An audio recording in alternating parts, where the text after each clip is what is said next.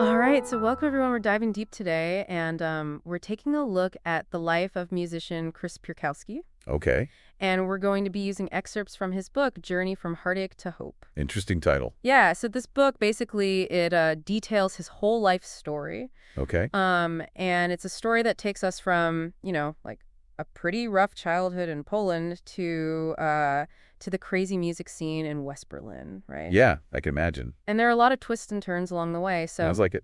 just try to picture this for a sec, okay? Okay. Fleeing like an abusive home as a teenager and ending up in a whole new country. Wow. Finding comfort in music. Like Yeah. that's just the beginning of Chris's story. I see. But, the question we're really going to try to figure out here is how does faith kind of get mixed in with this artistic passion? Right. Especially when you're dealing with so many, personal and family issues. I'm So curious. let's get into it. It is a very interesting question, and I think Chris's story really gives us some good answers, Yeah. Like, one thing that really stood out to me is that he never gave up on music, even with all the stuff he went through, like escaping to West Berlin with his brother. They were just teenagers. Yeah. And he just dives headfirst into the music there. Wow. Like, imagine singing in all these different choirs, playing clarinet in orchestras, Yeah. and somehow still finding time to study music at the Berlin University of the Arts That's incredible. all at the same time. It's pretty amazing. Yeah, talk about hitting the ground running. Right. I mean, it shows you that, for some people, music, it's not just like a hobby. It's like a lifeline, Definitely. But, reading the book, there's this kind of shadow over his musical dreams, right, from when he was a kid. I was wondering about that. Like, he mentions having finger worms when he was little. Oh, wow. And his mom was, like, always worried about it. Okay. It seems like a small thing, but it kind of hates at the bigger problems he's going to face later on. I noticed that too. It's almost like, Yeah. it's like it's setting us up for something big to happen. Yeah, yeah. This big turning point comes up with his thumb infection. Right. What's really striking is how his parents react to it. you Yeah. know? Like, his dad tries this crazy home remedy Oh, that goes so wrong. Chris almost dies. Oh, my God. The doctor at the ER was, like, ready to call the cops on his parents, for neglect. Wow. But then you have his mom, and she's so scared for him. Of course. She's worried about what this means for his future in music. Yeah. It's like two totally different worlds. I see. It makes you think about the impact of all that, especially when you've got this broken trust between Chris and his dad. Okay. And for Chris, the result is, well, it's pretty bad. Yeah. His thumb is never the same. He has to stop playing the clarinet completely. Well, I was wondering if that would happen. Yeah. He's bitter. He resents his dad, blames him for all of it. Yeah, that makes sense. It's a powerful example of how one event can just wreck years of passion and hard work. It's true. Physical injuries like that, they can really mess you up emotionally. Yeah, But you also see how tough Chris is. right. He could have given up on music altogether, but he doesn't. Yeah. He switches to piano and jazz, Okay. starts studying with Walter Norris, this amazing jazz pianist at the Wow. university. It's not just picking up a new instrument, though. No, not at all. Right. It's a whole different way of playing. Exactly. Different techniques, different hand strength. Absolutely. Makes you think about how adaptable musicians have to be. Right. Like being able to take their music and make it work on different instruments. That's true. But even with this new path, it's like his past is still haunting him. It can be hard to let go. Norris even says that Chris's piano technique is being held back by fear and all that resentment. Yeah, I remember reading that. It's like his emotional baggage is actually stopping him from playing well. It's powerful. And on top of that, he's still struggling with money, Right. teaching piano lessons to survive. It's a lot to handle. It is so much pressure, but inside and out. Yeah, it really is. It's got to be tough. Anyone would struggle with that. Definitely. Especially a young musician trying to, make it in a new city. Absolutely. And this is where things change again for Chris. Big time. Okay. This is where he has this spiritual awakening. It starts with this random meeting at the university dining hall. Oh, yeah. Yeah, he meets this young African student Uh-huh. who invites him to a Bible study.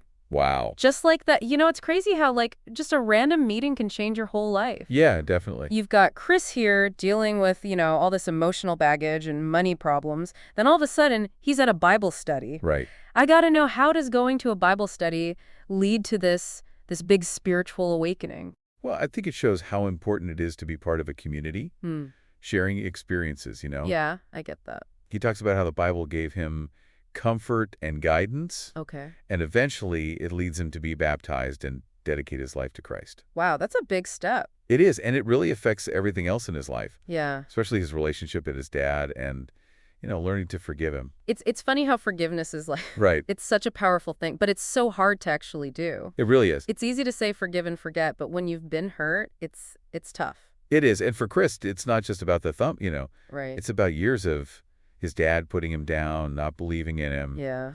There's this flashback in the book to when Chris was a teenager. Okay. His dad was totally against him being a musician. Really? He even took Chris to this famous musician Wow. just to get his music criticized. That's rough to have your own parent do that. It's hard to say, what was going on with his dad. Yeah. Maybe he thought he was protecting Chris, or maybe it was something deeper. Right, right. But Chris carried that with him for a long time. It's amazing he still managed to become successful in West Berlin. I know, right? He played at some pretty big events. He did even met celebrities like Michael Jackson at hotels. Oh, right. What about that incident he mentioned at the Four Seasons Hotel? The one he just left us hanging on? Yeah, like a sneak peek into this whole world of music and fame. Definitely. But then, no details. I'm dying to know what happened. Me too. Do you think meeting stars like Michael Jackson changed his music? I mean, it's possible, right? Yeah, It was West Berlin in the late 80s, early 90s. Right. So much change happening. The Berlin Wall just came down. Such a creative time. And Chris was right in the middle of it all. He was. Playing for embassies, seeing historical events, meeting all sorts of people. It must have been pretty overwhelmed. I bet, like living in a history book, Right, all that energy, all that change. But even with his music taking off, his relationship with his dad was still tough. It was. Especially during those Christmas visits. Sounds like they were full of arguments. It makes you wonder if his faith helped him through that. Yeah, I mean, did it make things easier with his dad? Well, the book doesn't really say if they ever fully made up, Okay. but it does show how much Chris grew because of his faith. Yeah. He mentions this verse from Proverbs about controlling your anger and avoiding fights. So he was trying to use what he learned from the Bible. Exactly. It sounds like it helped him stay calm, even when his dad was getting angry. So it wasn't about forgetting the past. No, it was about finding a way to deal with it Right. and still have some kind of relationship with his dad. Yeah. That's something we can all learn from, I agree. Families can be complicated. For sure. It shows that forgiveness is it's a process, not just a one-time thing. I see. It's about moving on without letting the past control you. That's a good way to put it. And, it shows how powerful faith can be. Yeah. Even when you're still struggling. But let's be real. I still want to know about that Michael Jackson thing. We all do, right? It's killing me. It is. But that's where the book ends. What? Yeah. It leaves us hanging. Like a song fading out right before the best part. Exactly. But even without that ending, Yeah. Chris's story gives us a lot to think about. It's strange how one little unanswered question, like that thing with Chris and Michael Jackson, can really stick with you, Yeah. even after going through his whole life story. Uh-huh. But I guess it just shows how powerful stories are, right? Right. They leave you wanting more. They make you curious. I totally agree. It's like we're on this journey with Chris, feeling everything he went through, Right. and then, bam, we're left with this loose end. Yeah, like a missing piece. Exactly. And it's frustrating. Yeah. But it also shows how honest his story is. True, true. It's not like some fairy tale, everything wrapped up perfectly. No, it's real life. It is messy, unpredictable. And with loose ends, just like you said. Exactly. And it reminds you that real life doesn't always have those clean endings. Yeah. We all have those unanswered questions, those what ifs. Right. And they become part of our own stories. They do. They shape how we see things. And they keep us curious. So as we wrap up this deep dive into Chris's life, what really stood out to you? For me, it's how tough he was, how he always bounced back. Yeah. And how he never gave up on music, even with all the crap he went through. Yeah, so me, it's how faith and music were so connected for him. Like, his spiritual awakening really helped him heal. Right. And it gave his music more meaning. Yeah, yeah. And also how his music kind of reflected what was happening in West Berlin back then. Right, a city changing so fast. Exactly. Those are all good points. And, we may never know what happened with Michael Jackson. Nope. But I think it shows us that life is full of surprises. It is. There's little moments that make our stories more interesting. Absolutely. So, to everyone listening, we'll leave you with this. Okay. What challenges have you faced going after the things you love? Where have you found strength when things were tough? Yeah. And what questions are you still trying to figure out? Good questions. Remember, everyone's life is a story, a journey with its own up and downs, its own music, and its own mysteries. That's a good way to put it. Keep exploring, keep learning, and keep diving deep.